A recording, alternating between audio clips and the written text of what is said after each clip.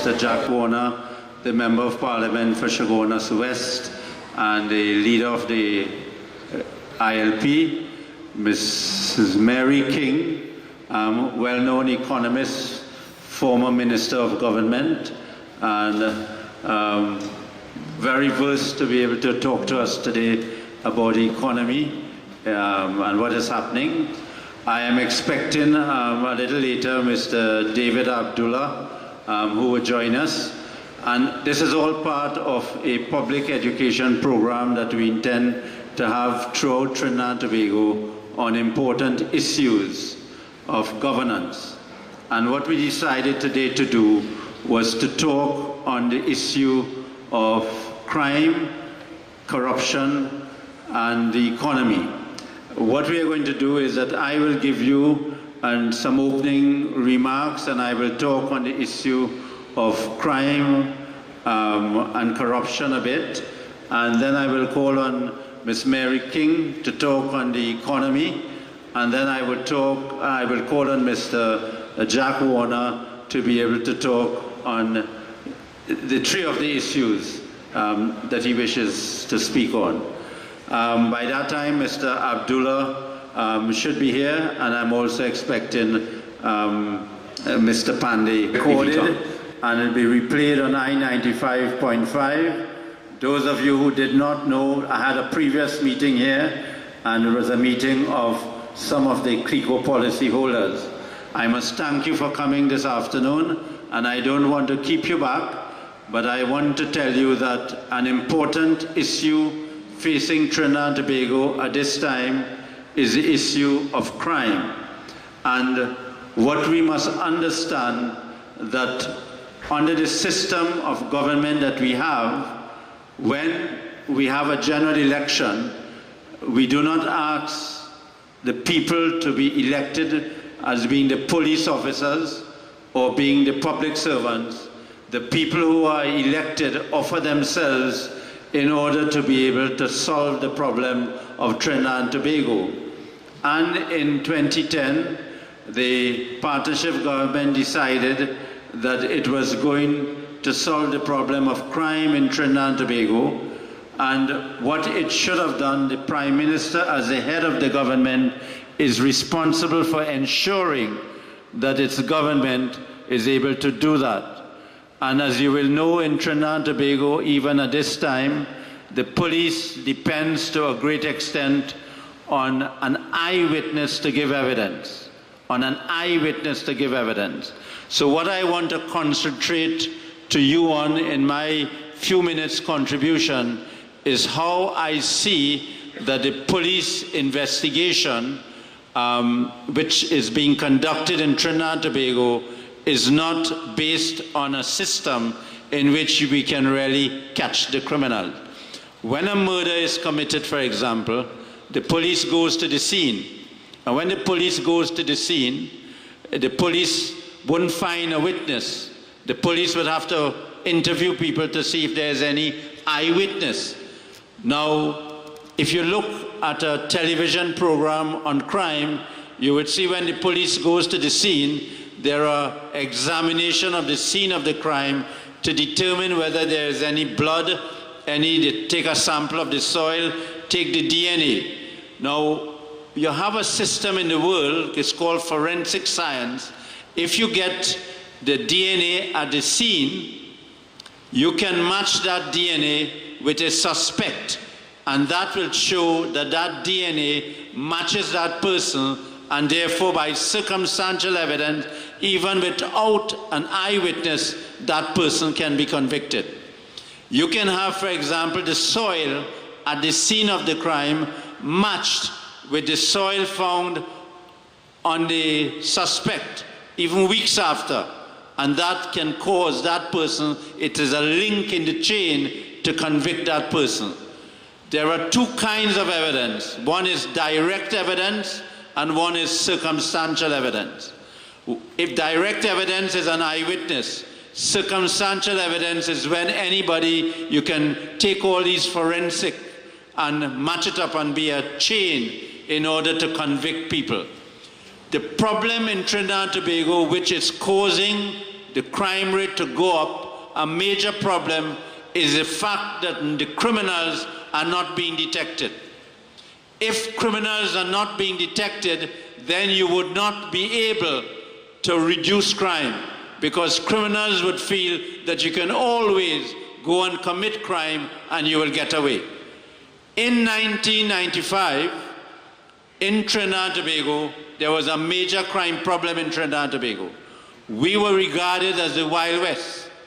And I was then in the politics, and it was stated that if the UNC won, I would be the Attorney General of Trinidad and Tobago.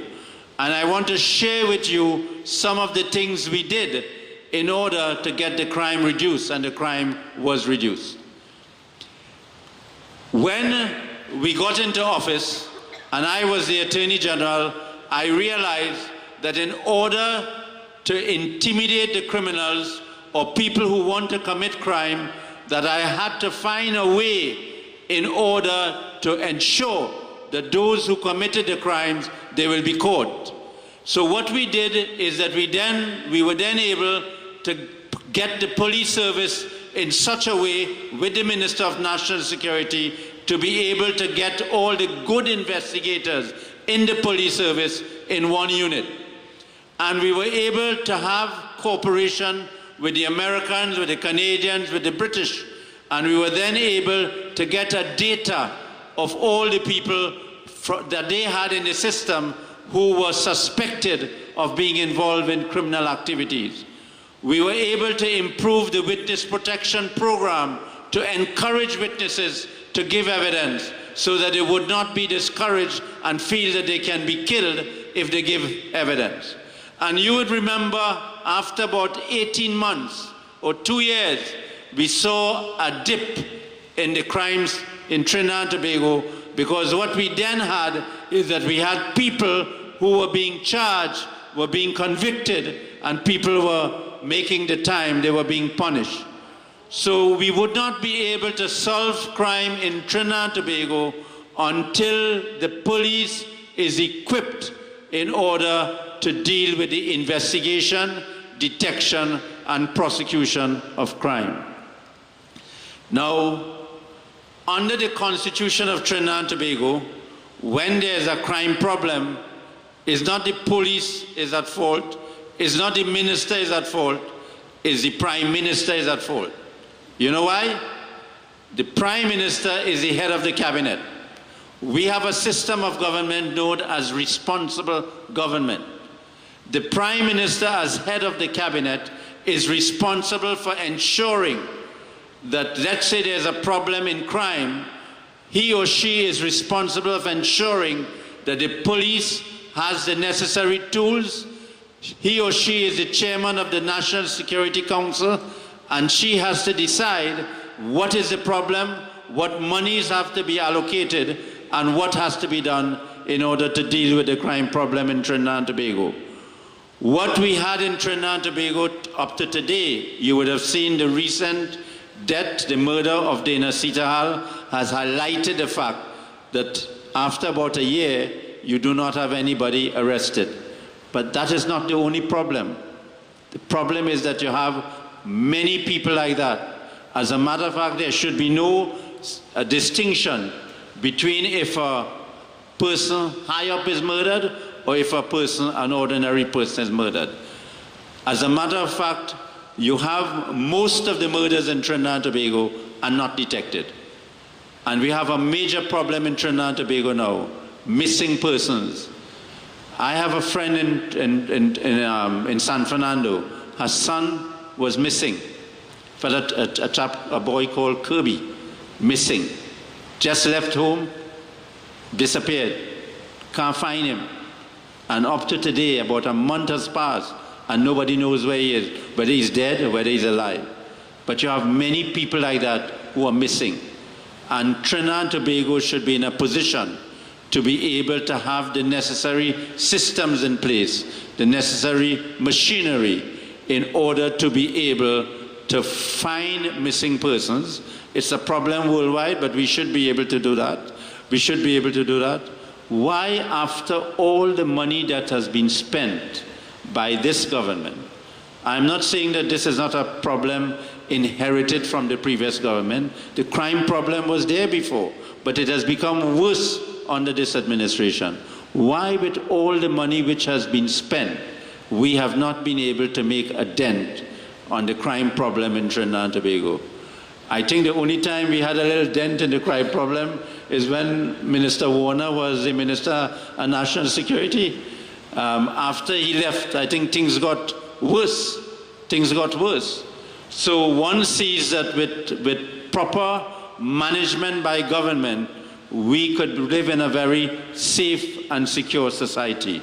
I do not want to elaborate on this today because we have limited time, and I want to give Ms. Mary King the most opportunity to be able to talk, because her topic is on a very important topic which has implications for a lot of segment in our society. Mary, you would have heard that when the CLICO policyholders were here, they were anxious to find out what effect this recent Moody report would have.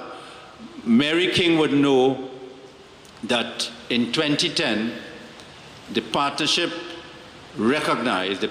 party recognized that the economy of Trinidad and Tobago cannot survive, cannot be improved unless we diversify the economy. After 5 years in office, no diversification has occurred. And in reading the Moody's report or reading a summary of the report, one of the matters that they have said is that there has been no diversification of the economy. What has been happening in Trinidad and Tobago, it appears as though the government has been spending money, not concerned about the public interest, but purely concerned of winning the next general election. And that spending has caused Trinidad and Tobago to be in a very bad financial position today. To explain more of that, I call on Ms. Mary King. She's a well-known economist, and she has been very involved in government. She is very involved in non-governmental organizations, and she's a founding member of Democracy Watch. I have great pleasure in calling upon Ms. Mary King.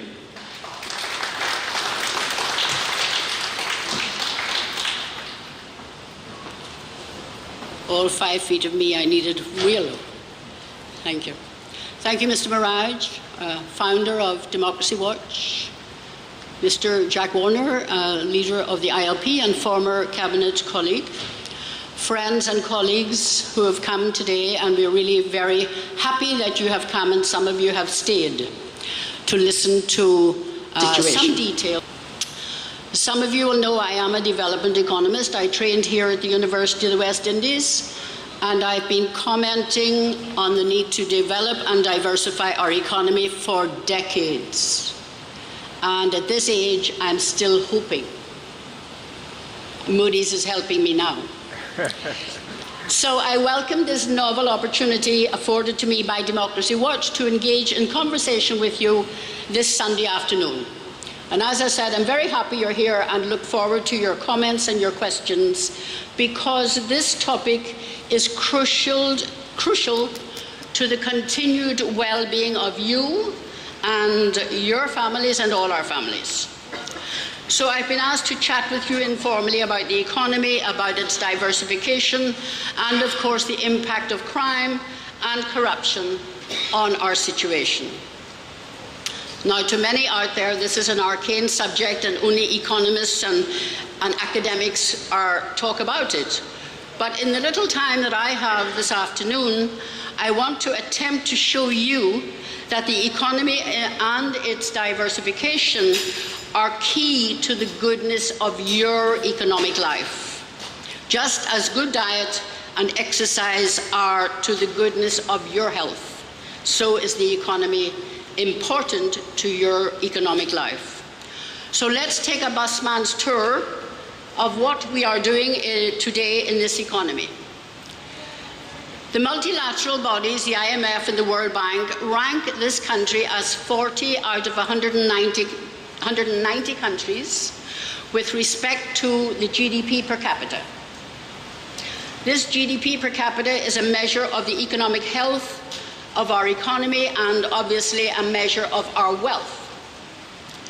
So we could interpret the GDP per capita loosely as the average each one of us, man, woman, and child, contributes to this economic activity. Another way of looking at it, if we look at this wealth production over a household of 4, given today's figures, your family on average is responsible for some 400,000 TT dollars per year of our economic activity and of our wealth. Yet, given those statistics, our middle class cannot afford to buy a house. The demand, you know, for government subsidized houses is extremely high. And besides that, we are seeing the fiasco that is accompanying the delivery of state houses to our people today. There's even been a call recently for subsidized housing for university graduates. Even they cannot afford a house. We also need to know and to understand that if subsidies were taken off gasoline, off electricity and water, prices would generally increase and the economic life of each family would become more difficult. We are boasting, at least our government is boasting, that we have low unemployment, yet they're spending, providing employment via URP, CPEP, for some 60,000 people, because these 60,000 people cannot find a decent job. At the same time, we have the private sector calling for these low-skilled workers to be released to them. But that sector is not prepared to pay wages as high as the government is paying to attract them. And when you look at the CPEP and the URP projects, the workday of those workers is much shorter, and therefore their per hour cost is high. The private sector is not going to pay that per hour cost. Also, we have to understand we are among the largest exporter per capita in the region of our trained and educated graduates. We have 79% of all our graduates emigrating. Also, we're going through a busman's tour of this economy. We are afraid to get sick. Private healthcare is out of the reach of many of us, and our hospitals, our public service, leave much to be desired. Where many of us are afraid if we go into the hospital, we're going to die there, when undergoing just routine treatments. And just think of the last week or so what we have been hearing. We also, to save our critically ill children, we have created a children's fund which is financed by donations to the government. And to me, this is a demonstration of the failure of our public health service. We cannot look after our critically ill children.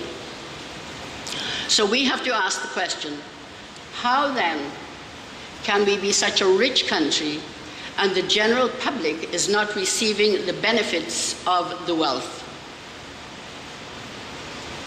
We could go back and look at difficult economic times we had in the 80s, when oil price dropped and the country could not afford the things that we usually import. The NAR that leveled with the population and attempted to adjust living demands to that reduced income was unceremoniously kicked out of office. We suffered then from high unemployment with exchange rate instability, and life was very difficult. That was in the 80s. 20 years later, 2008, 2009, oil and gas prices dropped and we were again plunged into a recession. Now I come forward to today. The oil price is again low. Our natural gas production is constrained, and we have lost the US market for our LNG, which was a major export product. Although in some cases we have been able to replace this market with deliveries to Asia and also to South America. The oil situation, production has dropped from 275,000 barrels a day, which it was in the 70s, to just below 80,000 barrels today. We have gotten out all of the oil and gas that were cheap to mine. We are now going into the deep water, where it is more expensive to explore and more expensive to produce. Also, there's a current glut of new oil and gas on the market.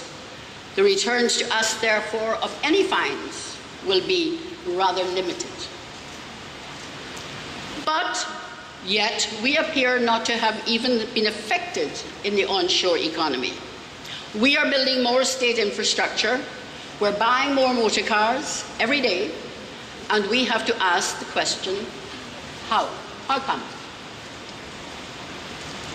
The government has been trying its best to isolate the onshore, that is not the energy sector, the other parts of the economy, from what is actually happening in the energy sector. So to counteract the reduced income from the energy sector, the government has increased its spending from 45 billion in 2010, that's when this government came into office, and we are now spending 65 billion in 2015. By increasing since 2010 central government debt by 64%. We did this by selling assets, latest one being the FCB IPO, where we got 1 billion TT, and we've done this by also running down our foreign exchange reserve. The government's hope is that the energy sector will recover, foreign investment will find more oil and gas, and also that energy prices will rebound. Continuous, eternal hope. Yet we're being told that over the last 6 months, the government has made a surplus. We have to ask how. So it's worth noting that Moody's has just downgraded our bond rating, and one reason given is the problem of government budget deficits and the absence of proper measures to address this, as opposed to their one-off measures by VAPs. This spending has not been used to diversify our economy. We have maintained the status quo, and yet our government is still trying to persuade us that we have now turned the economy around via its increased spending, which is now 35% of our GDP, and our total debt is approaching 50% of our GDP. That's why Moody's came into the picture. And it's not really very different from what the IMF was telling us in June 2014 when they did their Article 4 country report. We didn't listen then. They haven't listened to economists over the years, and therefore we are still in the situation that Moody's has to come in now and tell us what we already know. If you look at our economy over the last 50 years, say 100 years, we've been in oil for 100 years, we're suffering from what economists call the petroleum resource curse. What that means is we invite foreign investment into the country to explore, to produce, and to sell our oil and our gas and any downstream products that they happen to produce. Our living depends on the rents that we earn from this petroleum exploitation. So when world price of oil and gas is high, some of us live very good. But when they fall, all of us suffer. So with the current ring fence that we have around the onshore, our mirage of well-being is certainly not sustainable. Hence, Moody's downgrade of Trinidad and Tobago to negative. And just to add a little bit more to that, the wealth of this country that we appear to produce based on our GDP is not because of anything that we are doing on our own hard work. It's not because of our hard work or any innovation of our population. It has to do wealth driven by foreign investment in the exploitation of our natural resources and not by our individual efforts. And this is what we did in 2010 to change. Nothing has happened. Even this is also being stymied, that is the earnings from the energy sector, because the US has just charged one of the Point Lisa's companies with dumping and has imposed countervailing duties on the melamine plant. So that's another constraint to our earnings. So, given all of that, the economic rewards that accrue to our families are in part related to the distribution of this wealth, the rents derived from the exploitation, from the monetizing of our natural resources. But what is the problem? A very serious problem is that these rents are not equitably distributed.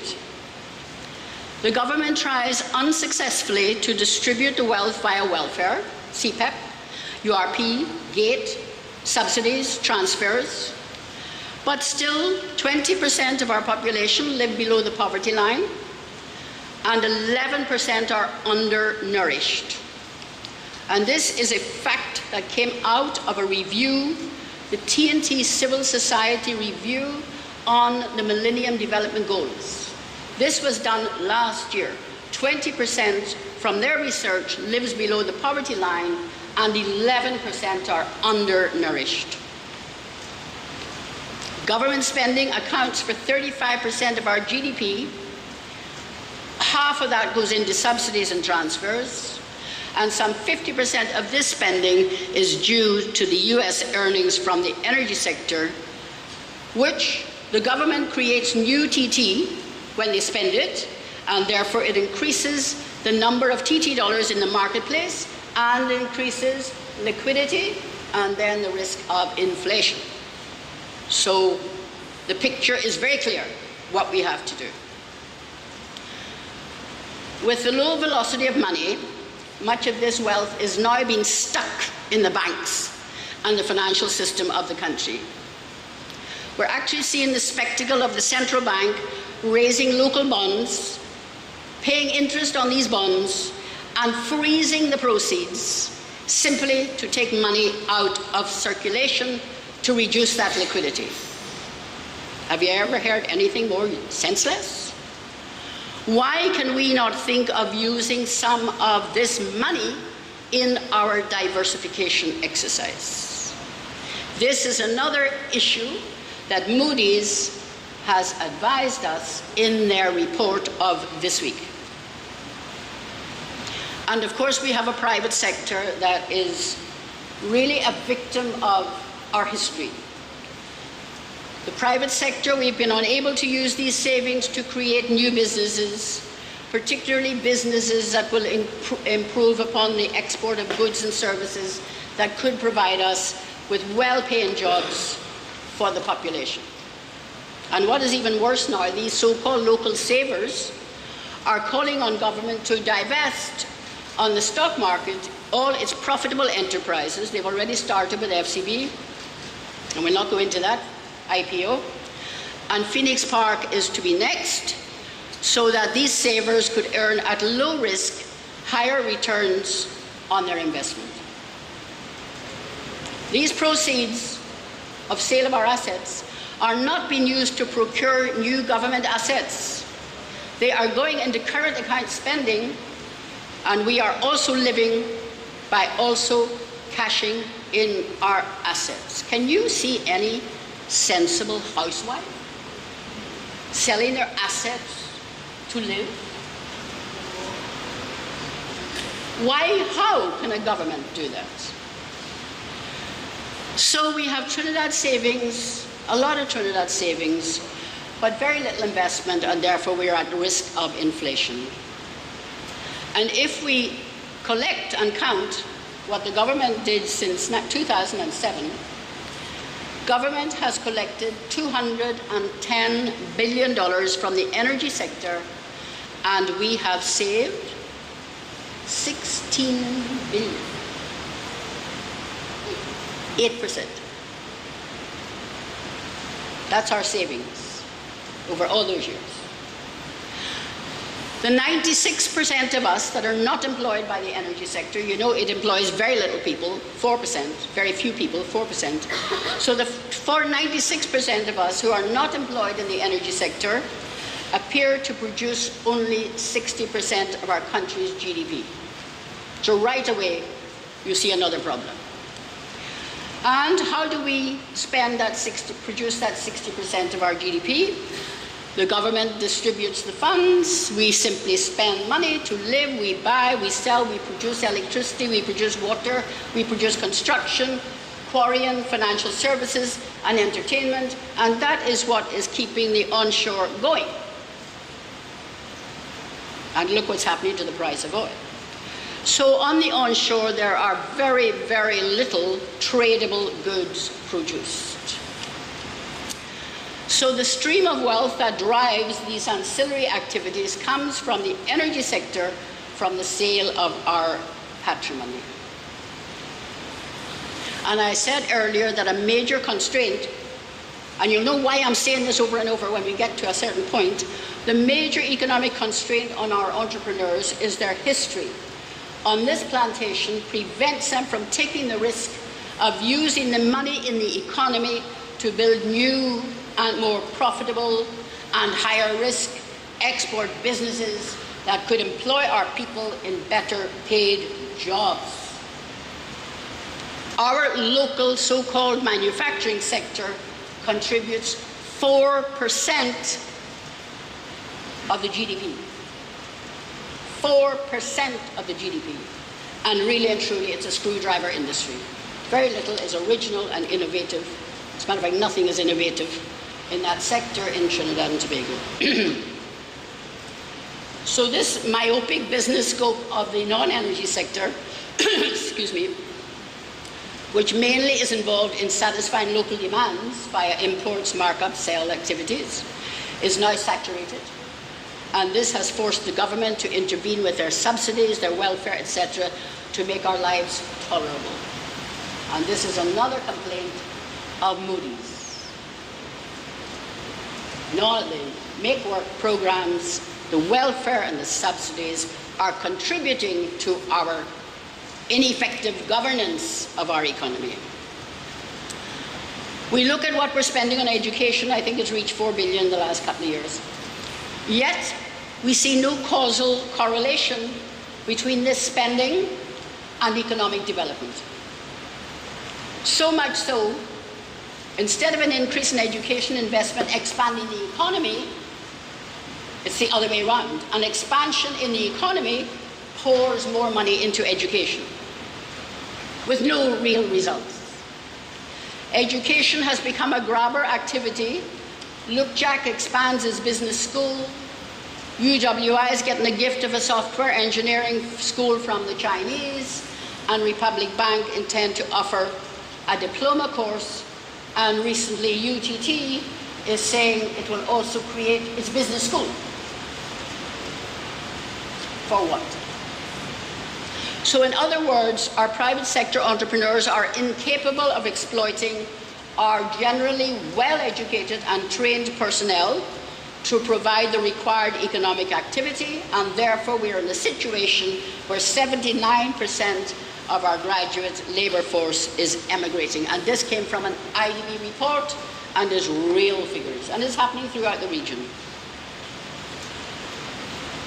So, another concern, local and global energy sectors are threatened by the need to restrict hydrocarbon usage because of global warming and climate change.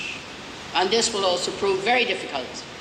How can we restrict production when the current oil and gas prices are so low and the accompanying economic growth of the energy importing countries like China and India are demanding more? And we are one of the biggest per capita carbon polluters in the world. The current global economy needs cheap oil to continue in its current model, though some are advocating the use of nuclear energy in some countries. And we note that the US in particular is also increasing and having some success in recovery. So our solutions and our ration, after the analysis, we have come to the conclusion that we have to reconstruct our private entrepreneurial sector such that it can grasp the opportunities that will come and create the wealth that can provide more and better paying jobs. Our learned colleagues in the university tell us we have to create a triple helix economy, which is really an integration of three things: the private sector, the government, and the universities' research and development institutions, in a bid to build a knowledge-based economy. So this will require a fundamental change in the driving objectives of the planners, the visions of all of these entities: the government, the private sector, and the universities. We could then support our families at increasing income levels that do not depend on the price of oil and gas, and our ability to find more oil when our resources are depleting.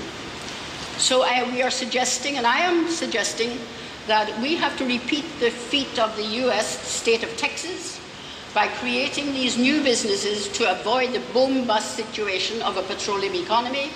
And those who have studied these issues will see that in recent times, Texas is now a more diversified state into many areas of IT and biotechnology, and is not totally dependent on its oil resources. So we need to start thinking like that. We need to depend on our hard work, our research, and our innovation. Our colleagues also tell us that we have the skills that we have at present, which were honed in the energy sector, are incapable of diversifying our economy into one that will be globally competitive while producing the required businesses and jobs. And this is the reason why those of us who understand development economics are telling the government, your proposed growth goals cannot diversify the economy. They may produce more of the existing kinds of activities, but they cannot diversify your economy. It takes a lot more than that. So, in my view, this incapacity has to be corrected by a government intervention. People say the private sector has to do it. We know the history of our private sector. They cannot do it. So we have to correct it by a government intervention to create what I have named a national innovation system in order to create that knowledge-based economy. An economy in which government becomes the venture capitalist of last resort. And again, I say we know the private sector cannot do it. So in other words, we cannot diversify by simply improving the productivity of the current private sector in the same activities and doing more of the same with more people: importing, distribution, electricity generation, finance. And some economists recently said we need to import 330 new jobs, labor, low-skilled labor from the region to do the same thing. So we have to find new things to do. We have to develop new specialized skills, and we have to find game-changing products and services, game-changing products and services. As a small country, we have to export to survive, and to export, we have to be innovative, and we have to be globally competitive. So we must export high-quality, sophisticated goods and services if we are going to increase our incomes and the future of our families. And of course, you know the history of Eric Williams trying to diversify, went from oil to gas in the late 70s when they built Point Leases. The original hope then was that the private sector would come downstream, use the commodities that we produced, ammonia, methanol, urea, steel, and so on, would have encouraged the private sector. So that did not happen. It was mainly public sector owned, and we sold those assets under the IMF's advice to repay loans, when any thinking manager would have said these assets were the vehicle that could be used to pay off the loans over short to medium term. Some of those plants had already begun to be profitable, posting a positive balance sheet. So the private sector didn't go downstream. The low-risk history of our private sector in servicing made it risk-averse in responding to any opportunity that came up. Government offered, and I'm talking about in the 80s, government offered all kinds of incentives. Tax breaks for research and development, tax breaks for importing of new technology, import substitution, nascent industry protection, venture capital investment program, all of them failed. And I think the private sector has learned, I know there's a lot of private sector here, but private sector have to learn that we have to build Trinidad and Tobago as well as what we're doing now. The private sector have learned how to make a good living in spite of the boom and the bust nature of the oil and gas industry. So this is the history that inhibits them from adopting to the need to diversify in the sense of doing new things, in the sense of innovating in these days of global economic change and uncertainty. Now, there was a start in the last government, not this current government, the last government, put together the best brains of Trinidad and Tobago, and they came up with Vision 2020. The government produced the plans. The government did not attempt to implement the vision by their own direct involvement. Instead, it endeavored to produce certain resources, particular infrastructure, that could be leveraged by the private sector to make the vision a reality. Didn't happen. We trained more people, we educated more people, we improved transport, we even subsidized transport. We built a new university, a new WI expanded, we built industrial parks, and even now a highway is being built in the south with the hope of stimulating economic activity in that area. Nothing really was done about building indigenous, specialized economic factors, skills that can change the system. So we know the private sector hasn't done it.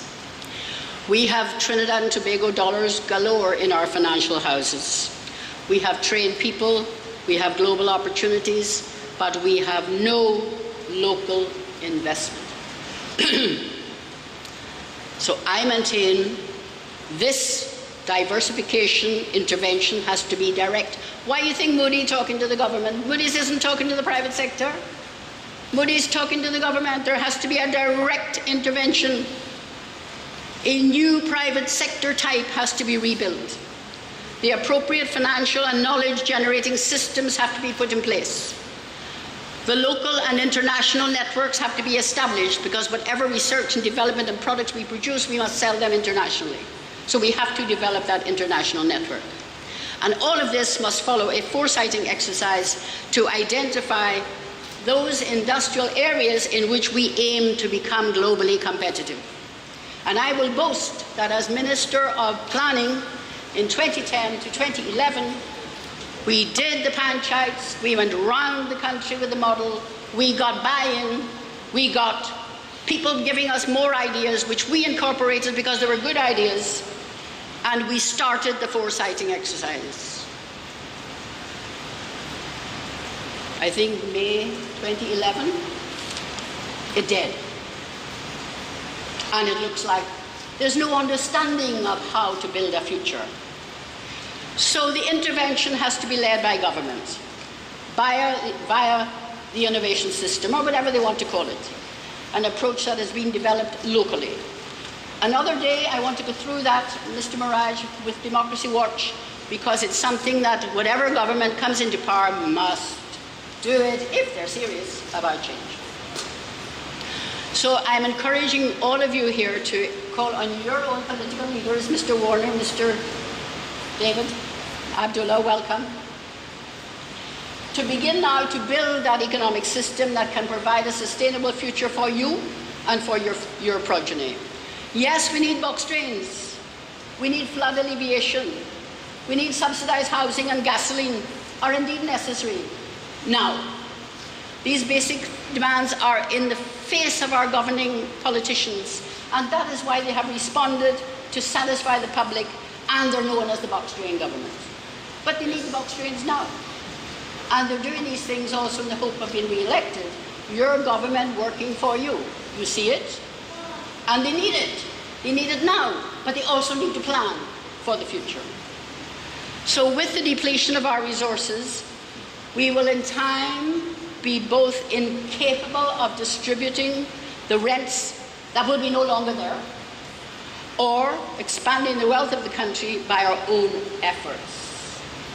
So I'm saying any reasonable new government in 2015 has to look to the future from the balcony, not from the floor with a box drain level, from the balcony, so as to develop and implement a vision for our continued economic development in the face of the uncertainties of the global economy.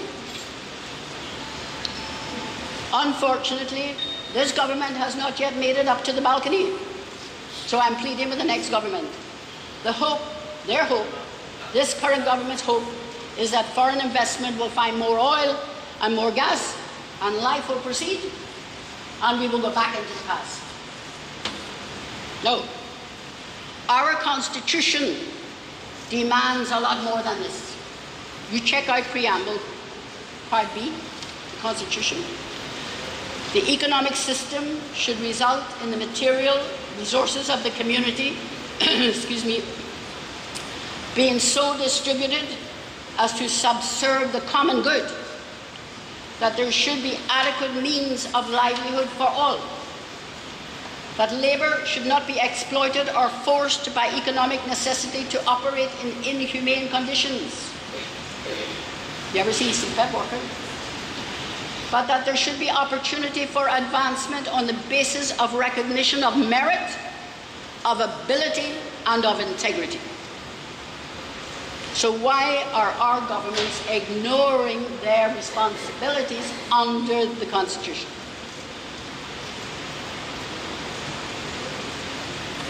On the matter of corruption, we're sinking lower and lower in the TI, Transparency International's Corruption Perception Index. We're also being recognized by the world for a high and increasing crime rate, as Mr. Maharaj just told us as well. Corruption is a debilitating tax on the economy, and crime, besides discouraging foreign and even local investment, is increasing the cost of doing business. So this view of corruption and crime suggests that these two are exogenous variables, external inputs to our economy, but really and truly, they are indigenous variables. They are internal to our economy, and they can define the path or the trajectory that our economy takes in the future. The concern that these elements and their interconnections, corruption and crime, developed over time, became structured and even irreversible due to the historical bonding of these economic interconnections. It is this that can also inhibit the ability of our economy to adapt, for example, in response to the depletion of our petroleum resources, the drop in tourism, all of these issues. That has an impact on those issues. And in Trinidad and Tobago particularly, the predominance of the energy sector that puts large amounts of money into the hands of governments. Note our budget is now 10 billion US, 64 billion TT. And it makes government the biggest economic entity outside of the whole energy sector. It has facilitated the economy's move towards alleged government contracts for presumed friends and family, and alleged kickbacks to politicians. And these are the perceptions of corruption that Transparency International reports every year. What it has created in the non-energy sector is a local security service industry as opposed to an export industry. Yet our politicians will pay lip service to constitutional change. They just passed new procurement laws. They're not implemented yet. They'll pay lip service to political finance reform, lip service to whistleblower protection. They have expanded the state enterprise system, all of which their policies have exploited, the last as a vehicle to directly channel economic power into the hands of government supporters certainly unconstitutional. And note the UNC in the word unconstitutional. Our judicial system is now such that the few who have been arrested for corruption are 10 years waiting on a substantive court appearance. Some say our judicial system seems to have moved to protect some from being extradited to the US to face charges of corruption, money laundering, claiming that they should be tried here in Trinidad. Even our Parliament in Section 34 appears to have made an attempt to free some, including alleged party financiers, who were before the courts on the pretext that they've been waiting too long for trial. Others have been investigated for corruption, and the time taken seems to have no end. So besides crime and corruption, we have a little problem with the judicial system. And we talked last week about the Privy Council, so we won't go there. Crime and corruption have been growing for many years in Trinidad and Tobago as they strengthen the linkages in our economy, and now it appears nigh impossible to reverse it by electoral change of governments. We have had a PNM, an NER, UNC, and now a PP government, and both scourges, crime and corruption, deepen their influence on our economy with devastating social effects. 100 plus people murdered for the year. What date is this? May 3rd? We have meager state savings of some $5 billion US in the Heritage Fund after a century of exploiting our natural resources. Does that sound fair? We misspend our resources in areas that can facilitate corruption. Is it possible then to expect the desired intervention by government to build an economy that benefits us as opposed to benefiting them? Is there a chance that Trinidad and Tobago can understand our serious situation? And can Democracy Watch make a difference by way of public education? That's why we're here. Our work is cut out for us, and we will continue these discussions around the country so that the public can understand that we can do better. I thank you very much.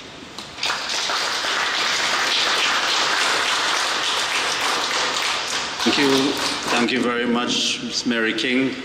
I think you would all agree with me that that contribution is a contribution which should not only be heard in this hall, it is a contribution which will have to be disseminated throughout Trinidad and Tobago. And in addition to having it is taped today, it will be played on one of the radio stations, I-95.5, but we'll make all appeals in order to have it disseminated and even printed in the media. What we will also do is that Democracy Watch will publish that in a booklet form and distribute it throughout the country. There's a gentleman here who will have this on YouTube. Your entire contribution will be on YouTube. And I will make a special appeal to Mr. Jack Warner, who seems to have all the ways of getting the information across, to have it done through his system. So thank you very much, Mary King, and a round of applause again.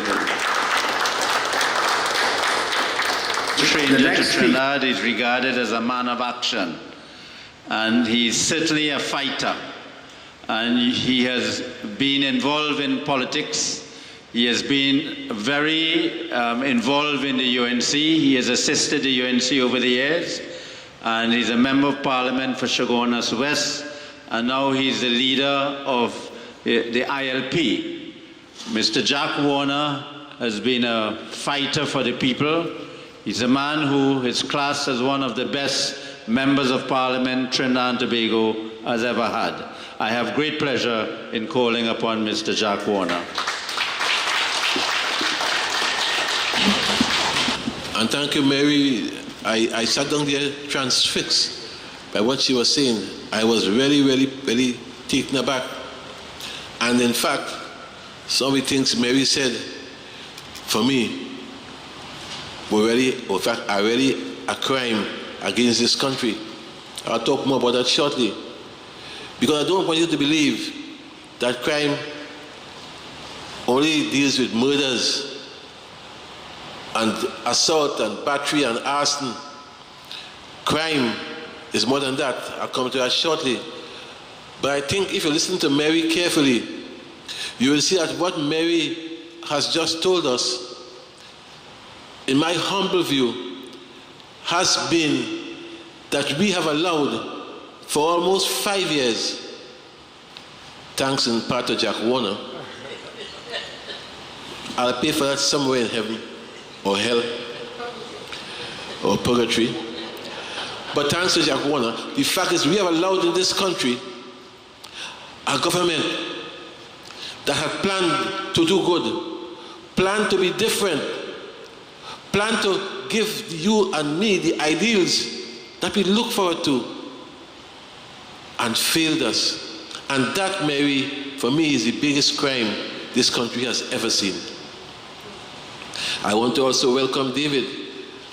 And as I said before last week, I say again today, I'm not lonely anymore. And I want to say to David, if even I have to leave in the middle of your discussion, it's not a lack of respect. I have another meeting to go to. But I had to come here today to talk on the issue of crime. And let me begin by telling you once and for all, I will talk about the anti-crime fighting measures which I gave the government more than 30 months ago while I was Minister of National Security. But in these measures, there is no room for kickbacks. And because there is no room for kickbacks, they kick me. And as Mary King said in her delivery, this box drain government is now causing a brain drain. And we have to stop this. Because while you could check on the murders, and today mark 130 murders, by tomorrow by 135, and also the fact that the Ansita Hall, after a year, we are no nearer to discovering who murderers are. The fact is, those crimes are crimes you could see, which I'll deal with in a few minutes. You can see and measure murders. You can see all the different amount of, whether it's, I said again, it's assault or battery, you can see all of those things and measure them. But there are some crime happening in this country which you can't see, which you could only sometimes feel. Like when you go to the hospital and you can't get a bed, that's a crime. A crime from an Irish country. And my friend, chairman of Chaguanas West, had to stay on a trolley, what do you call it again? A wheelchair, not wheelchair, man. A stretcher. For 3 days on a stretcher in Mount Hope. You have to understand that's a crime. It has to be a crime when a government gives 4 of its finances over 100 acres of best lands in Chaguanas. It has to be a crime. It has to be a crime when you evict the farmers from Chaguanas who have been there for over 30, 40, 50 years. You evict them, you destroy their crops, and you give one financier the beachfront, 44 acres, to build casinos and nightclubs and so on, and you give it next to all the Chaguanas hotels and convention center and so on. That has to be a crime. That has to be a crime.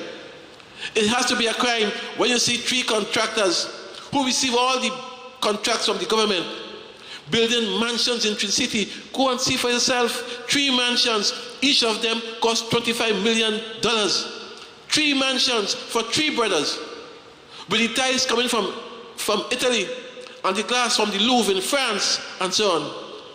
And when 4 years ago, I like to say, they couldn't buy 2 doubles. And today, they could buy doubles factory. It has to be a crime. And while that is taking place, you can't build schools. For 2 days, people in Oropun has no water, and they call me at midnight last night, and I call the minister. Oropun want water. The fact is, it has to be a crime. It has to be a crime where one 33-year-old boy could have in his bank account some $700 million in his bank with 32 companies. He's 32 years old. 2 Bentleys, a Rolls Royce, and about 4 Range Rovers. It has to be a crime. It has to be a crime when you and I know about the amount of kickbacks which have been received and given. When we know that ministers who went in the government 4 years ago, whose checks were bouncing, now could buy the very bank that bounced their checks. And the list goes on and on. But for me, the biggest crime of all is because you and I and all of us who know these things, there is no national outrage. Ramesh, I wish you luck with Democracy Watch. You'll talk here up to Guayari and Charlottesville, but unless there is some national outrage at what's taking place, it shall be same story. Same story. And I'm not quite sure the solution is to exchange Tweedledum for Tweedledee either. I'm not quite sure. But you have to be angry. You have to be annoyed. You have to be vexed. You have to understand what's happening at, in fact, we have reached a stage in this country where of course, not corruption, I want to say kickbacks or bribery. It's a way of life in every level of society, beginning from the lowest level, whether it's your passport, whether it's your license, your driver's license, it is a way of life. And we subscribe to that. And we take part of that. What do you do when all the state lands are given to friends and family? Every day you and I pass by that monstrosity called Coover Hospital, which hospital was to be built in Pierre Road for $120 million. Because I have checked it in Parliament, in Cabinet for a few things, they moved it from Pierre Road, my constituency, and put it Coover South for $1.2 billion. A children's hospital that is 15 minutes from the next children's hospital. $1.2 billion. But the hospital, which already have in Mount Hope, doesn't have sheets and pillows. And you hear they'll cut ribbon next month. Quick, quick, quick. But don't go inside because you have no beds. Everything, of course, is PR. And I'm saying to you, those are crimes against you that you can't see, you can't feel, you can't touch. But you'll experience because from day to day, by either what you have or don't have, you experience. And therefore, before I come to the other crimes, you will have to ask yourself, what do you do? How do you fight those crimes I have just described? I remember, and don't ask me, ask Abdullah when he comes here. Abdullah, I was there when Abdullah told Mrs. Prasad Bisesa 3 years ago that there's too much corruption in the government. And she told him in my presence, there's nothing she can do about it. I swear to God. Don't ask me, ask him. I was there. And you want me to keep quiet? You want me, of course, to walk away? If even I didn't win the election, if I didn't form the ILP, I would have done what I have done before. I would have gone to Ramesh, make my peace, beg pardon, and begin the second movement for change. And don't put that behind me either if I begin. Because we can't continue this way. We just simply cannot continue this way. You pass by the hospital, on the highway, 21 acres of land, going going south of the hospital, 21 acres of land, fenced, enclosed, given to one party financer. How could you do that? How could you do that? How could you take the state lands and just give it out willy-nilly, as the case may be? And you say nothing. You know why I say nothing? Because it doesn't affect you directly. Because it doesn't affect your pocket. Because it doesn't affect your child from doing C on Thursday. It It doesn't affect Carnival. Carnival will continue. So because you're not directly affected, they'll ride you, roughshod over you. And that again is another crime. A big crime. Because the fact is, what you are doing, as Mary has hinted, what you are doing, you are not protecting the future. You are not protecting your children and your children's children. You have abdicated your responsibility, as it were, and that's a crime. That's a crime. Moody's, you have a government that will use Moody to boast. Up to 8 months ago, they boast about Moody's, and I in Parliament, I listen to how I talking, and sometimes I'll close my eye and say a prayers, other time I boast chips, and telling us how great Moody is, how great thou art. Moody has given them this grade and that grade, and the first time Moody don't grade them, Moody bad. Moody bad, Moody. You see? That's the government. Everything is PR. It's PR. And while Moody downgrade Trinidad and Tobago, Moody upgrade India. India have oil, India have gas, India have 1.3 million people, India has 1 billion people, but they get upgraded. And you say nothing. You say nothing. And I day after day, sometimes I ask myself, why should I be worried? I have to pick the up in the States. I, of course, could pick up my bundle and go. But you know why I will not go? Because I have a responsibility to stay here and undo what I did to you. That's my role. I make no apologies for that. And therefore, Mary, when that is done, not if, when that is done, possibly the things that you aspire to and you're asking for. And 6 weeks is not a long time. It's not a long time. You sit down. You sit down. We sit down. We said before that we shall have fixed date for elections. We cursed Patrick Manning. I say we because at the time I was with them. I cursed Patrick Manning left, right, and center. And today, we have a minister who have the fixed date in her bar. So nobody knows. How could that be right? That has to be a crime. It has to be a crime. So there are some crimes I'm saying which you can't see. But they even, in many cases, even more violent than those that you can see. And therefore, what did I tell the Prime Minister some 24 to 30 months ago? I was Minister of National Security for 9 months. I spent about 4 weeks calling all the top men, all the top guys in different agencies of security. We began our meetings at 5 in the morning. And for the first time, the first meeting they grumbled and so on. But after the third meeting, they were happy because by 9:30 we finish and they can do their work for the rest of the day.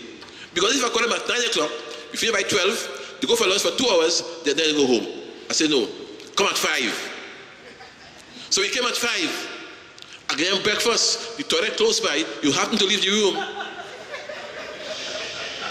And for 1 month, 4 weeks, we sat down and we worked out anti-crime fighting measures.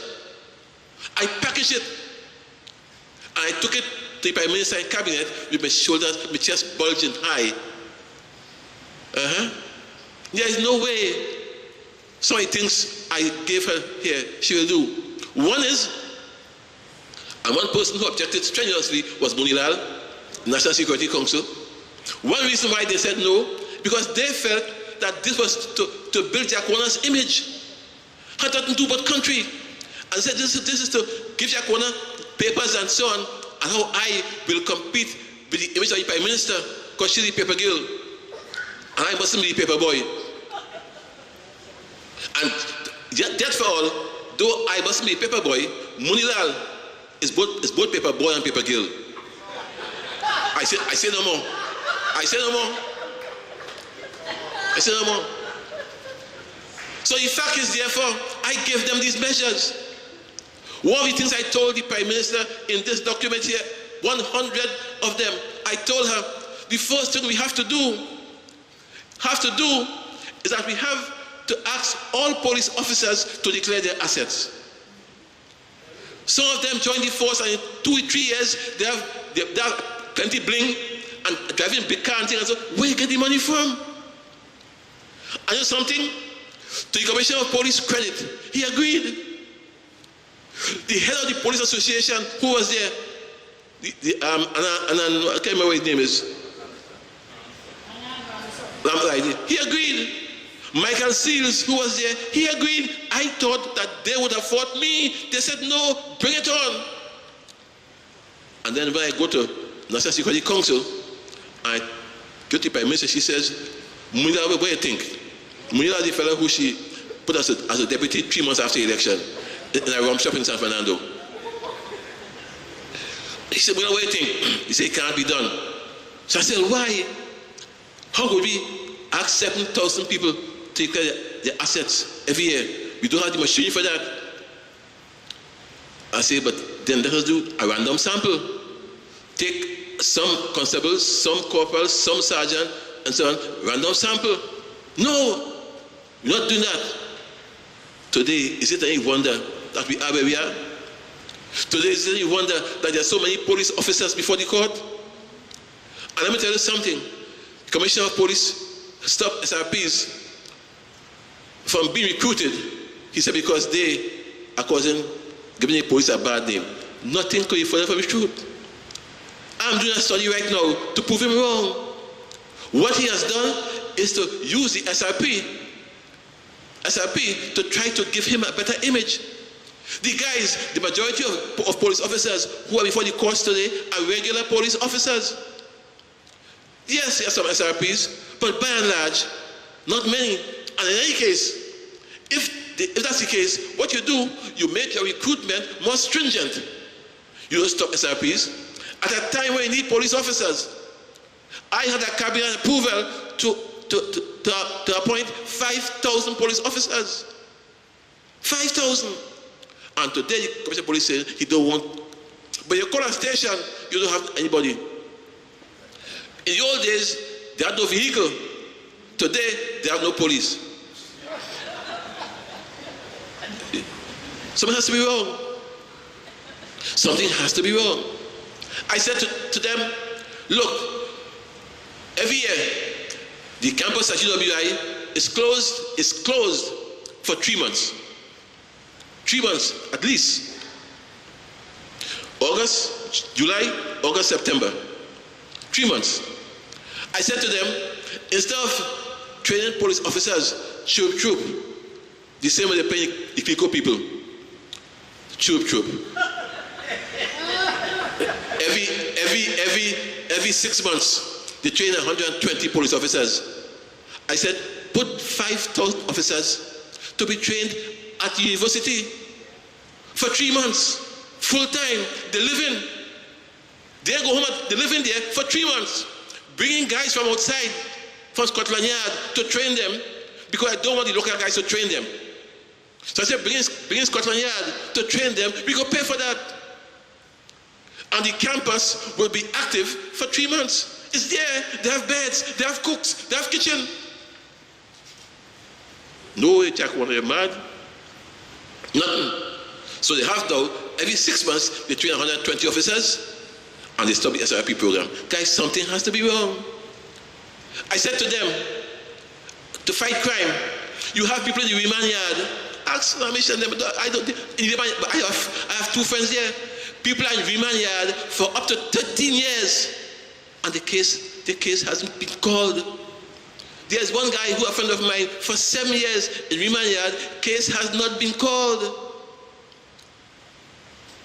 And I'm on the road every morning and evening, and I'm pushed off the road by Justice in Time with 10 or 12 prisoners in a bus going here, there, and everywhere. I said, stop that. That is $65 million a year. Stop that. Put the court in remand yard. Are you crazy, Chaguanas? Are you mad? Because they put the court in remand yard, it means that, of course, Amalgamated had to close down. No more justice in time. And somebody else wouldn't get what they're supposed to get. So again, they did that. So when you're here talking about crime, if I was to open a station in Library, and by the way, every station which is opening now is one which I started. Every single one. She opens in Library and says, this of course is the fight against crime. There is no way Library station could fight crime. Library station is close to a patient lake. Possibly, if you go there to thief a patient, they will catch people. I told them to put police stations on the coast. Since, of course, our ports are so porous and people coming here all over, let us put down some coastal police stations. And let us have, of course, the army, 7,000 of them down in Chaguanas, put some army camps interspersed with these stations. So you have a camp in Maruga, a camp in Toko, a camp in Salibia, a camp. No, leave the army in Chaguanas. Leave them, of course, in Camp Ogden, in a long circular. Nothing. My friends, in Cedras, if you go there anytime, and I know you're free to go there, you have to have a visa, not true. Take a cool drive. You will see the police officers there under the worst conditions possible. So I went down there. I told them, I see it here. In 1 month time, I'll fix it for you. But of course, I was removed after that. I thought I left after that. That's another story for another time. I said, but the fact is, when I stood in front of the station, I am seeing Venezuela right there. So I'm saying to the police officers and the I said, how much time it takes to come from there to here? I said, 30 minutes. I said, what? And so we don't have enough staff. And sometimes when they come at night, we can't, of course, we don't even know who come and who will come. I said, so? I was the Prime Minister. I said, PM, so. The way they're working, let me fix it. Let me put them in serious in a better location. Let's beef up the immigration. And let us put a consulate in Pedernales. And let us staff it with security officers. So they will be able to have an idea when the boats leave Pedernales to come, our officers who will really be police officers, posing as of course ambassadors and all kind of big name and so on, commissioners and so on, consuls, they would be there to see and to help us and to tip us off. Are you crazy? She opened an embassy in India, an embassy in China, an embassy in Panama, not in Pedernales. Are we for real? And you're telling me how to fight crime? And you have more guns and ammunition coming to this country to Cedras than anywhere else. I saw one, and of course the police had a raid. They caught a guy and they called me down. I saw 350 bullets in a box with 2 submachine guns from Venezuela. I asked for a picture, but of course they didn't give me, because those days I didn't have sunshine. So I asked for a picture to keep in stock, but I didn't get it. But the fact is, I'm saying that could have been stopped. And to come now and to cry baby wolf, that makes sense. My friend, the Coast Guard, which Manning left, there were 5 vessels.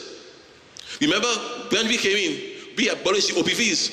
All kind of fancy thing and so on. We abolished the OPVs. Because what is wrong in this country is when one government comes in, it stops everything the other government has done.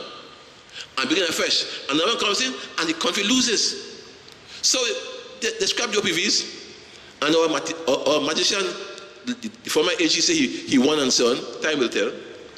But they scrapped the OPVs and put nothing in place. So therefore, people can come in all through Chaguanas with guns and drugs. And now you take Chaguanas and you give it to 4 contractors. And you give one to do all security with cameras and so on, Chaguanas. One Sunday afternoon, I went over by the Coast Guard. I spoke to the guy in charge, his name is Daniel. I said, let me go with you and see what happened this Sunday afternoon. You have some vessels here. Let's see people, a long weekend, people coming back. And let us stop a few of them and see and search them. Somehow talk it out. And I was called to ask, you have no authority to interfere in the work of the Coast Guard. I wasn't interfere. They invited me to go with them. They under me. When the police commissioner asked me to go with him to open a police station, I used to go with him to Laventille, to all meetings. So there's nothing wrong about that, but I was stopped.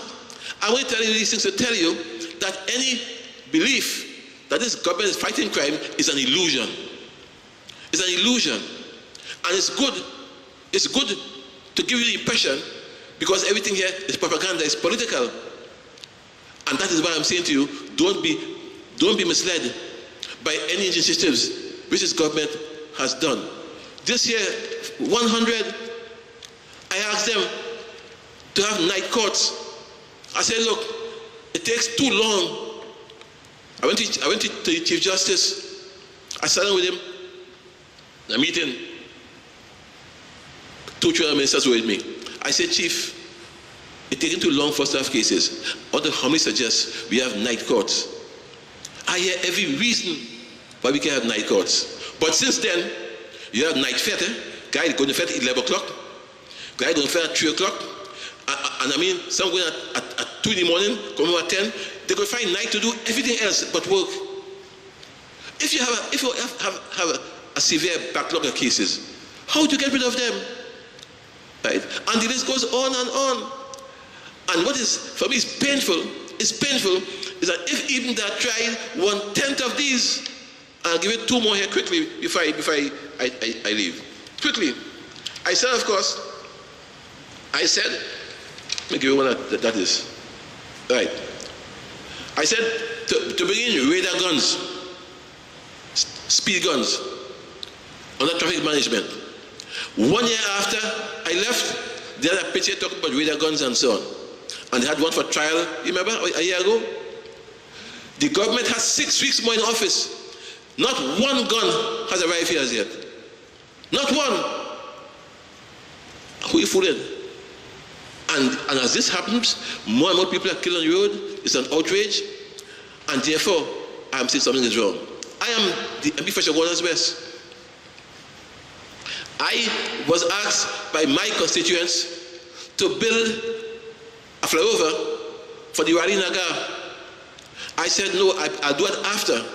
I'll build one for Maloney, for the Baptist school, which I built, and one for Bitham Estate, I will build, which I started.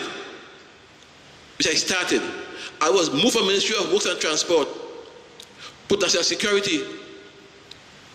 The present minister, Suj Rambichan, stopped the one in Bitham and built one Diwali Nagar that they use 5 days a year for Diwali. 5 days a year. No, it's not a crime. And more people are being killed. 2 or 3 killed last year, 1 killed last week. Guys, when will it stop? When will you all get angry as a people? When will you all decide that, look, I want to be like Ramesh and like Mary King and so on? When? If not now, when? And I'm telling you this with a lot of passion and heat. Why? Because I am reaching the stage at my age, I must fight much more. And I need some followers, some soldiers. I will go on fighting, but I need some soldiers. Another thing I ask them to do, every police officer who is sick has to go to St. James Infirmary to see one doctor. But why you have one doctor in every district? So Kuva, Chaguanas, where have it and so on. You have 9 divisions, 9 police divisions in the country. Why you can have 9 doctors, 1 in each division? Why? But no, they have to go down to St. James.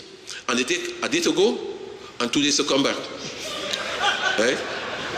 Something has to be wrong, friends. Right? And the list goes on and on, you know. It goes on and on.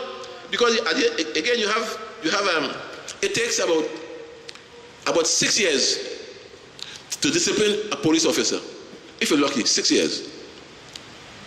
Full pay. And he goes away and he works in the States, he gets things and so on, he comes back or whatever. I said, listen, let us reform that process. I went to Ramesh Devasaran. He was the head of the Police Service Commission at the time. We sat down, and to his credit, he agreed and he worked out, of course, a faster mechanism. And we said, listen, let us increase the division. And Ramesh Devasaran had a list of amendments this thick. Ask them what it is.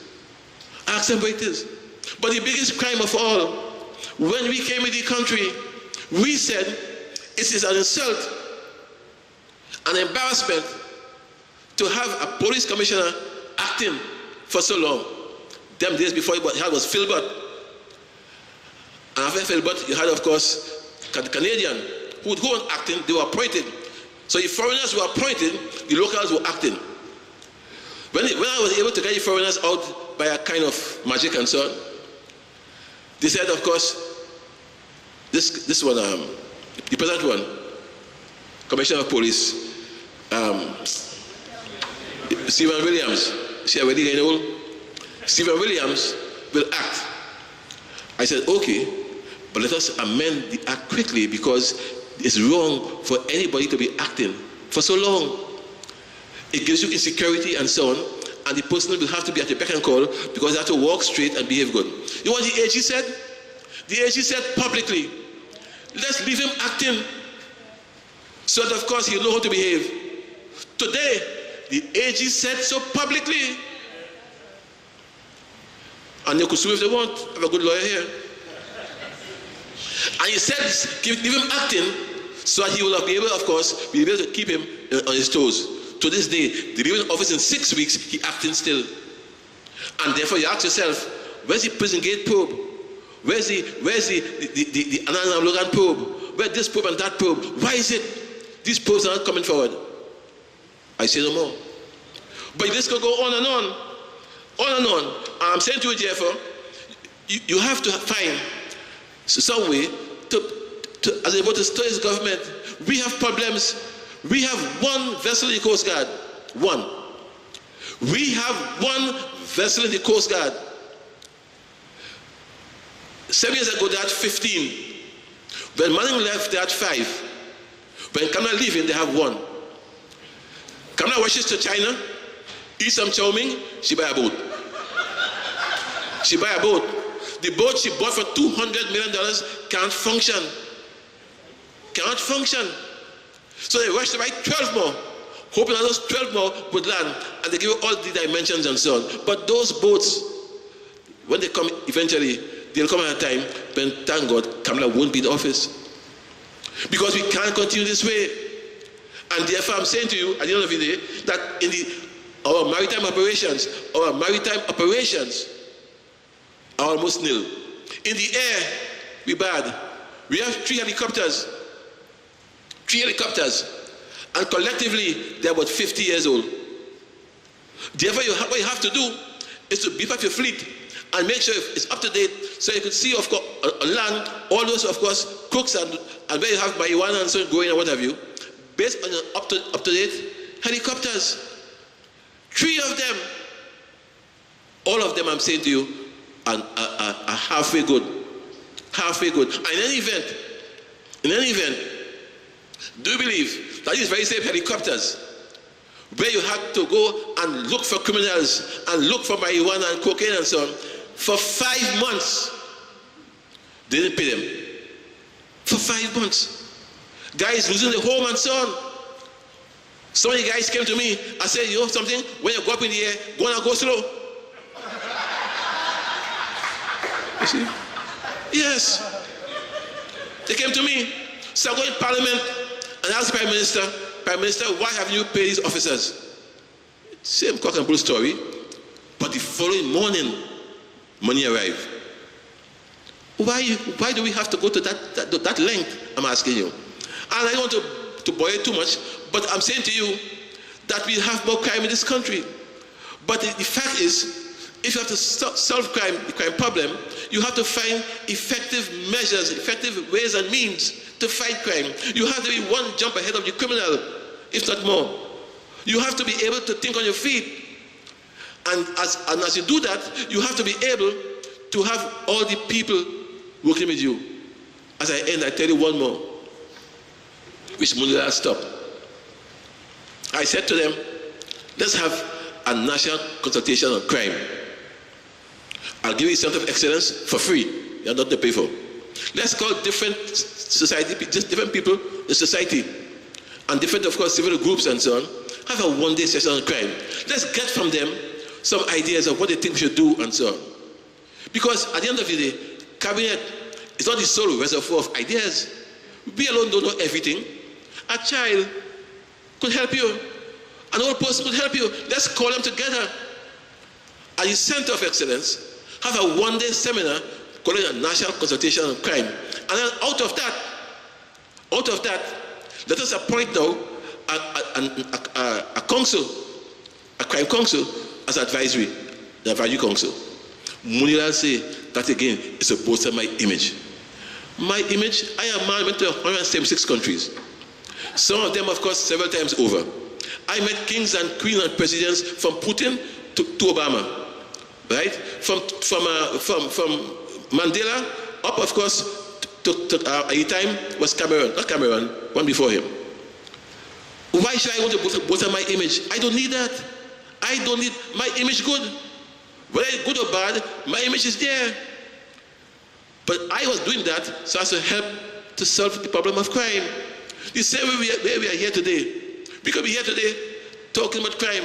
And what's your idea? How do we fight X and so and so? I mean, the one who's community policing, put more police and army together, have, of course, a canine unit, and let people give you ideas.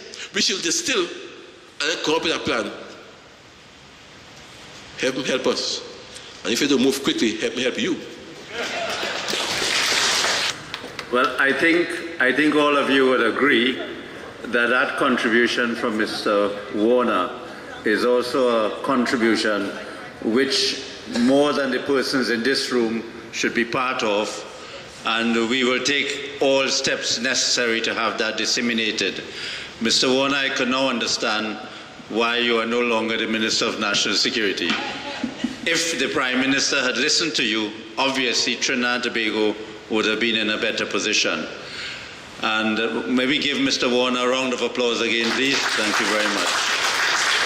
Pleasure in calling upon Mr. David Abdullah, the political leader of the MSJ. And as you know, Mr. Abdullah was, in 2010, part of the partnership administration in the same way Mary King and Jack were part of the administration. But I think that everybody in Trinidad and Tobago also admire Mr. Abdullah because he took a position and he has decided to stand up for the people. So therefore, Mr. Abdullah would address us today. I have great pleasure in calling upon Mr. Abdullah. Ramesh, sisters and brothers all, good afternoon. Mary, excellent presentation, setting the stage, and Jack, yes, you're absolutely right, that discussion took place. That was the last meeting of the political leaders of the partnership that I attended. And when I heard the Prime Minister respond that yes, she knew corruption was taking place, but she couldn't do anything about it and wouldn't do anything about it, in my mind, I knew that I was out of there. And so within a month or less than a month of that, I was out. I'm sorry it took you some time after to leave. But what was also instructive was that Prakash Ramadhan was in that meeting. And he agreed, as did Ashwa Jack. Daga was there, but Daga don't think was all there. And Prakash and the COP and ourselves, MSJ, had been having discussions about both of us leaving together over the issue of corruption. And I do believe that if the COP had left at the same time that the MSJ had left, then the dilemma you talked about today of twiddly-dee and twiddly-dum would not now exist, because I think we would have turned the country upside down politically. But Prakash, knowing there was corruption, could not bring himself to come out, which says that he too is part of the problem. Because you can't be supposedly wanting to represent yourself as, and your party as the watchdog of integrity and the one that has higher values and better principles than everybody else, and then in the reality of the politics, you stand four square with those who are corrupt. I want to say, when Mary was speaking and she referred to the government's slogan, your government is working for you, I turned to Ramesh and said, it's not your government working for you, it's your government thieving from you. I think that's where we have to start this conversation, your government thieving from you. And listening to what Mr. Warner was saying about many of the initiatives which make sense that were just not implemented. When we look at Dana Sitahal 1 year after her passing and all of the hullabaloo, then Minister of National Security saying, we're leaving no stone unturned, Acting Commissioner of Police, all the resources of the police service will be used. There was talk about people coming in from the United States to investigate and so on and so on. 1 year later, nada, nothing. All the other investigations into major crimes. Do you remember the $600 million cocaine in juice cans? That was more than a year ago. I think that was January last year. Nothing, and so on. So when we look at the situation, we have an integrity commission that does not result in integrity in public life. All of the institutions of state have collapsed and or are rotten. All have collapsed and or are rotten. Parliament, most of the last 6 weeks or 2 months of parliamentary time has been used for personal, vituperative and attack across the floor. It has not been used to debate and pass legislation that would result in good governance for the peace and good order of Trinidad and Tobago, which is what Parliament is supposed to be for, or to discuss major policy issues. How are we going to deal with falling oil prices and the economic crisis that is a result of that? Parliamentary time, that's what Parliament is supposed to do, debate laws and so on, debate policy, not being used for that. Parliament has collapsed. The executive cabinet, my understanding is that cabinet, which is supposed to operate, and Ramesh, you are Attorney General, Mary, you are a member of cabinet, Jack, you are a member of cabinet, I never was, but my understanding of cabinet is that ministers will bring cabinet notes to cabinet 1 week. They may be referred to the Finance and General Purposes Committee of Cabinet, or they may be considered by cabinet right away. If they're considered by sent to FNGP, they will come back in a week or two back to the full cabinet. Cabinet will discuss, a decision is taken. The following week, that decision is, the minutes of the decision are supposed to be confirmed, and then that stands as a decision. My understanding is that what is happening in cabinet is that decisions that are taken this week are not confirmed next week, maybe confirmed 2-3 weeks later. Those decisions get amended, even decisions that are minuted, minutes that get changed, and so on. The cabinet is dysfunctional, has collapsed. The Prime Minister does not attend every single cabinet meeting, and when she does, she often comes late. They move cabinet from the office of the Prime Minister to the DIP Center, now to San Fernando Hospital. So it's closer to Philippines where she lives, to facilitate her. The cabinet, the executive authority, is dysfunctional, quite apart from the nonsense that goes on, where you had a former Attorney General who is before, or at least the investigations are taking place into witness tampering, and so on. So the executive has collapsed and is rotten. Now, I want to say that when you buy a fish, the fish doesn't rotten at the tail, the fish rottens at the head.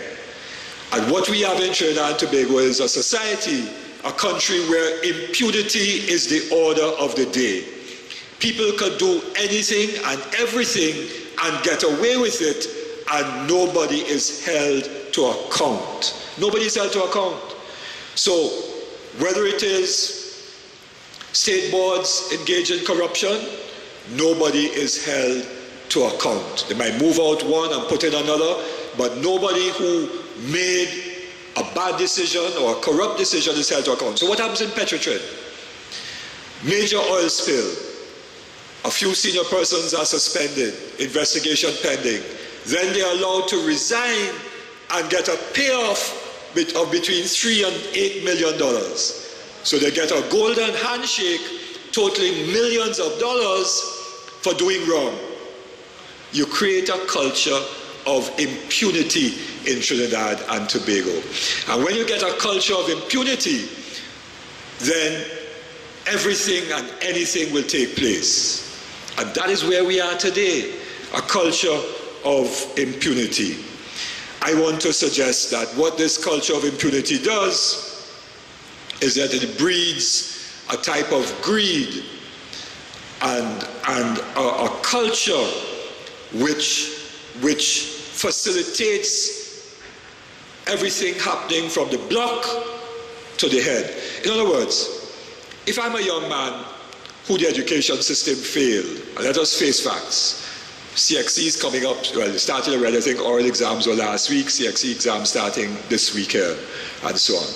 50% of all of the children who were registered last year to do CXC Maths and English, just about 50% did not pass CXC Maths and English. Probably about 40% who were registered did not pass. But if you check the number of students who wrote the SCA, if you check the number of students who wrote the SCA 5 years afterwards, more than 50% of all of those young people, young children who wrote SCA will not get passes in Maths and English at CXC. So we have an education system that has failed. It can't be that 50% of our children are hard-headed and can't learn. No society produces a population where 50% can't pass. It has to be that the system has failed our young people. So we get young fellows who may be barely literate, they don't have any passes, the only job for them is a security job, and you have to work 12 hours a day, 6 days a week, and oftentimes you don't get relieved. And then, sometimes you go around and you speak to security officers. So you work 12 hours a day, yes, 6 to 6, but last night I didn't get relieved. So you have women who worked 24 hours. So they walk with a few little clothes and they take a quick little sponge off and they work 24 hours straight. And if they're caught sleeping during that time, they will lose pay and so on. So we have an economy which is producing a lot of low-end, semi or low-skill jobs that does not give people a sense of their own fulfillment, that they're contributing something meaningful to the country and that their own sense of personal worth is high. So these young fellows not going to do that, but they don't have passes and so on. So they will say, well, I'll engage in crime. How do we tell a young fellow like that, don't engage in crime, when the society is a culture of greed and impunity, where somebody driving 4 Bentleys and 6 Range Rovers and has $1 million bank accounts, which they did not get above the board, above the table. You cannot tell that youngster, don't rob someone, when those at the top are robbing the country blind. That is wrong, and I agree with Jack, it's a crime. So that is where we are, a culture of impunity. Let me move on very quickly to the issue of the economy. First of all, corruption takes away from the delivery of services. So if we say, for example, $450 million life sport, $450 million NGC PR over 5 years, $450 million fees out of the Attorney General's office to lawyers, plus another $450 to $1 billion from Petrotrin, T&Tech, NP, and so on. So that, for example, at NP dismisses 68 workers. Senior counsel gets the brief. Same senior counsel, one of them who got $7 or $9 million from the AG's office, right? Senior counsel gets the brief. The industrial court rules against the company. Rules that the worker should be reinstated immediately, no loss of benefits going back 2 years, and on top of that, because it was such an unjust dismissal, give the workers $40,000 in compensation. The company appeals. So who gets the brief to go to the appeal court? Senior counsel. Petrotrain loses a case. Senior counsel will appeal that decision. A traveling allowance, right? They lose traveling. The union takes them to court. We win that matter. So the Petrotrain is told, pay the workers traveling allowance. They appeal that. T&Tech industrial court judgment. T&Tech union takes the company T&Tech to the industrial court over a non-implementation of a job evaluation. Job evaluation for themselves, but don't want to implement job evaluation for the other workers, the 3,500 T&Tech workers. St. Clair King, you are former chairman of T&Tech.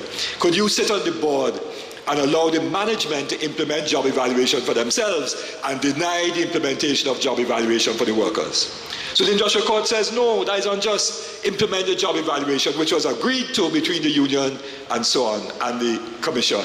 T&Tech appealed that too. All of that is a criminal enterprise of going to the court in order to provide briefs for particular lawyers, and of course somebody else could get something out of that. It's a criminal enterprise that we are dealing with. So this is the situation. So corruption, what corruption does, and Lloyd Best had the phrase that, you know, when we reach a stage where all are we thief, then corruption is no longer an issue. And that is where they're going, Jack. That is why the corruption is throughout the society. So a businessman who wants a contract has to give a kickback if he wants to keep in business. The worker who wants a CPEP work or URP work had to put on a jersey to campaign, all right? Or do something worse if they're a woman, and so on. So the whole society becomes corrupt, and then corruption no longer is an issue.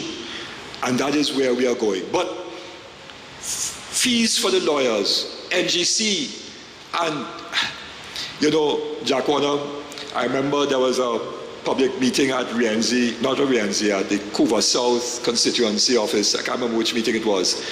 And Rudy Indar Singh and everybody was praising you as praising the Prime Minister for the construction of the interchange at Couva Presal. And I got up and I said, well, the Minister of Works needs to be given credit for that interchange. I remember I told you that afterwards. Well, you know, at that interchange now, they're putting down in the middle of part of the interchange a children's play park. And in the middle of the other section, they're putting down some food court or something like that. I think SIS must be building those too, right? So in other words, what was meant to alleviate traffic is now going to be the center of traffic jam. But somebody got a contract. So the point I'm making is that all of this money could have delivered real services to people. So corruption is an issue, people of Trinidad. You, that hospital bed, it denies you a better school building, it denies you a road from being paved or water going to places or other important services which people need. And if we think that we have a budget of over $50 billion in the last 5 years, over $200 billion, and if we say just 10% of that was corruptly spent, that's $2 billion. $2 billion could have done a hell of a lot more for the people of Trinidad and Tobago. But the level of corruption was probably greater than that. So corruption denies people services. Crime costs the economy humongously. Big business, small business, people have to hire security guards, put in security systems, all kinds of stuff like that. People don't want to go certain places, engage in or make purchases after a certain time. So businesses are affected. So crime costs the country, both in terms of unnecessary expenditure, because when a businessman puts in security and all of that, the selling price of his good goes up. So if the supermarkets have to spend money on security, then the cost of food will go up to you, the consumer, because they have to offset that cost of additional security by charging the consumer more for food. So crime costs everybody. Comes down to and the person who is hurt the most are the poor people. Because poor people have the least amount, and pensioners, senior citizens on fixed incomes have the least ability to cushion the increased cost of goods and services, higher prices because of the cost of crime. So crime is a cost to the economy and to the individual citizens. And then let me come to the issue of Moody's. And you know, I don't know what happened to this Minister Munilal, but every time somebody makes a serious point, he responds with a joke. Flippant, right? But the economy is no joking matter. Moody's is a highly respected international agency. Now, I don't particularly like to use international agencies to tell me or Trinidad and Tobago what is the state of our economy. We can do that ourselves, and that was the essence of, one of the essences of Mary's very important lecture this evening. We can make our own assessments about the state of the economy. But the reality is that we live in a globalized world, and people will not pay attention to what the governor of the Central Bank of Trinidad and Tobago says, but they will pay attention to what Moody's says if they're an investor in London or Dubai or New York. They will read what Moody's says before they pay attention to what the governor of the central bank says. So when Moody's makes a statement, we have to take it seriously, and you can't diss them in that way. But he wants to make a joke out of everything, and therefore really he's not fit to be in government. Not fit to be in government when you try to disregard and dismiss serious issues with flippant jokes. Not fit to be in government.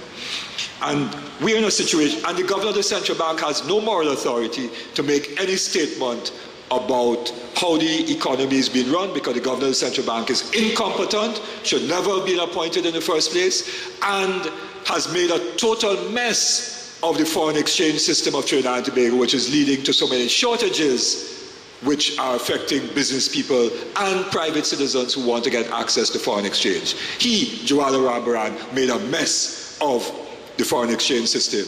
Incompetent, and you have no moral authority to speak about the state of the economy of Trinidad and Tobago. And I say so not just as MSJ leader, I happen to also have done economics. I think I know one or two things about economics as well.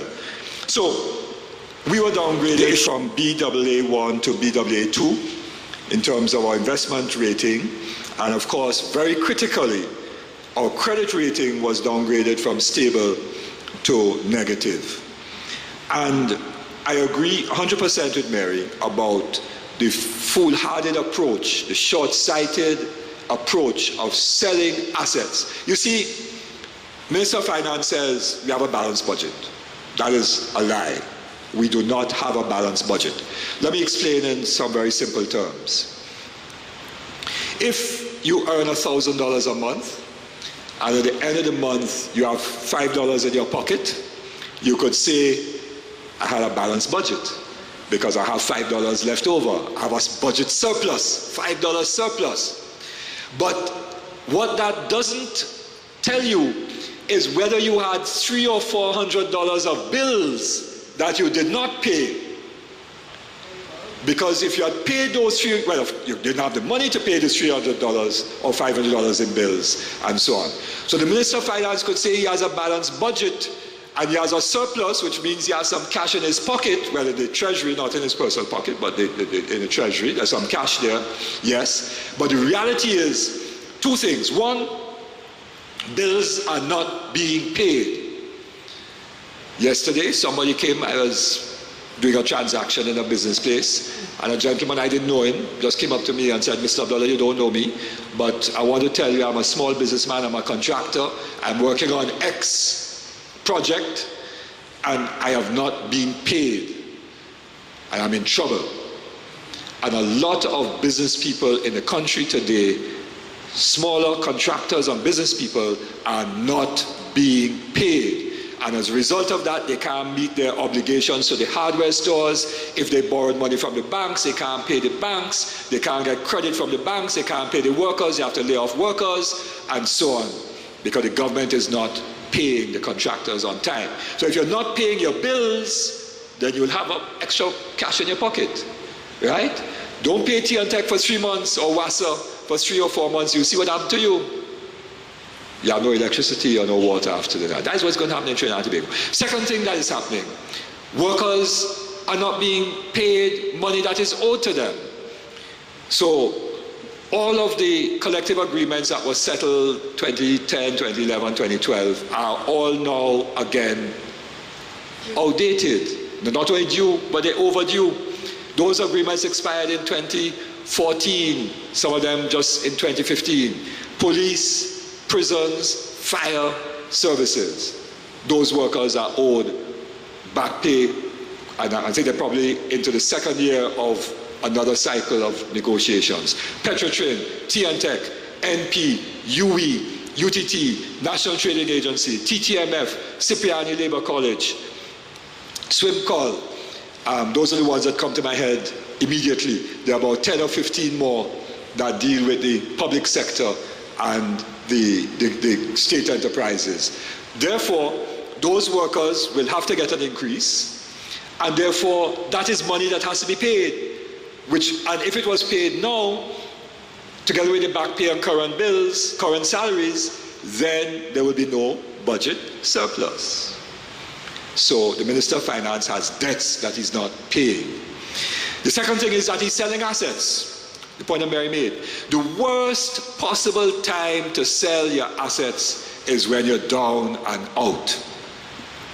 When Moody's downgrade you, don't try and sell, because the person outside will know that your credit rating bad, your investment climate bad, and they will press you for a lower selling price. You never sell when the price of a petrochemical operation, when the price of oil and gas is low, because the business value will go down, because your assets in the ground in terms of oil and gas will be less valuable if the price is low. And we made that mistake in the early 90s when Barry Barnes was Minister of Energy, Manning was Prime Minister. They sold the Trinidad and Tobago Methanol Company and urea, and Methanol Company was sold to Dupre, Clico. And that is what enabled CL Financial to take off at a rapid rate, because when Mr. Dupre made the decision, methanol prices were low and the government sold it for a low price. In 1 year's time, methanol prices more than doubled, and Mr. Dupre was able to pay off the debt and make tons of surplus money. And if the government sells Phoenix Park now, the same thing will happen. We will lose. And we oppose the sale of Phoenix Park, IPO, we oppose that. We oppose, and I want to say it very openly, I oppose and MSJ opposes the sale of Clico assets at this time, because we're going to lose tremendously from the sale of those assets, and a few favored people will get those assets, overseen by the incompetent governor of the central bank.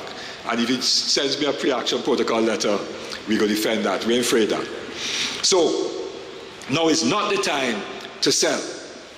Because when you sell, if you're that person earning $1,000 and you have bills to pay, and you pawn your grandmother's gold bracelet and gold chain and her old wedding band and so on, or you sell it, in 3 months' time, the money from that will finish, and you will still have debts to pay. And you'll be back to square one. You're in trouble in terms of the economy. And so we say, do not sell the crown jewels of Trinidad and Tobago. Do not either lease out the Chaguanas land. Don't lease it out. And in that regard, I want to invite all of you to join the march next Saturday, the 9th of May. We're starting opposite West Mall. And we're March for Chaguanas 2. Dr. Williams had the first March for Chaguanas to reclaim Chaguanas from the Americans. Today we have to save Chaguanas from the loss to friends and family of this corrupt UNC government. So I invite you to join, because we are being dispossessed, people of Trinidad and Tobago. Farmers are being dispossessed. Workers are being dispossessed. US CLICO policyholders are being dispossessed. Chaguanas is being dispossessed, and so on. Carony lands are going to a few people. The government had changed the policy. Before, farmers had 2-acre plots, which they would use to, well, so the ex-Carony workers were given 2-acre plots to farm. The government changed the policy to enable those ex-Carony workers to sell their lease.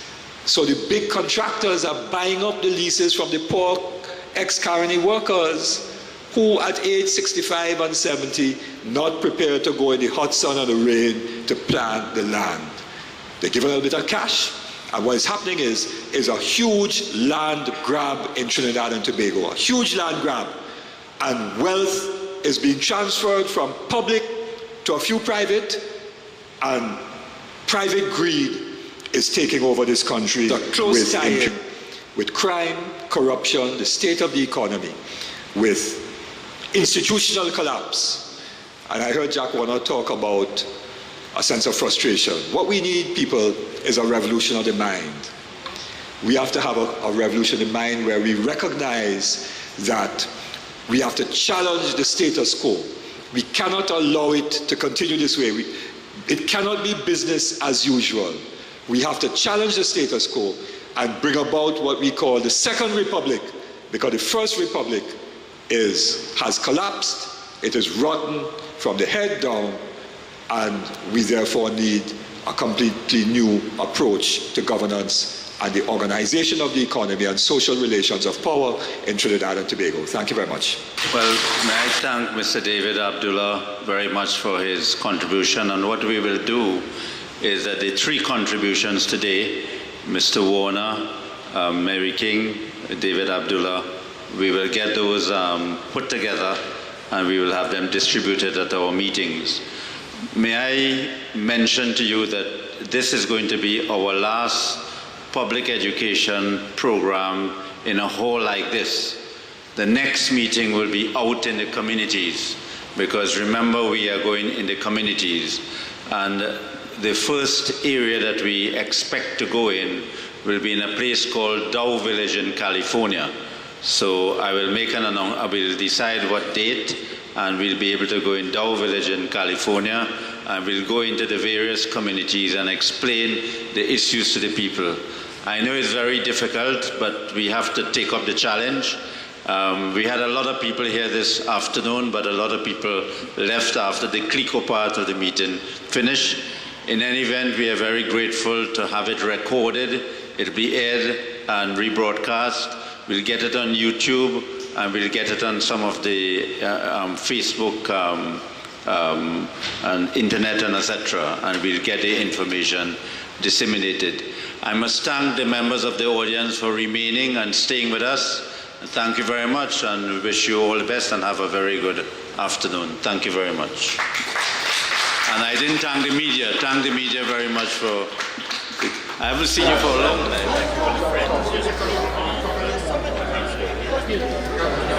time.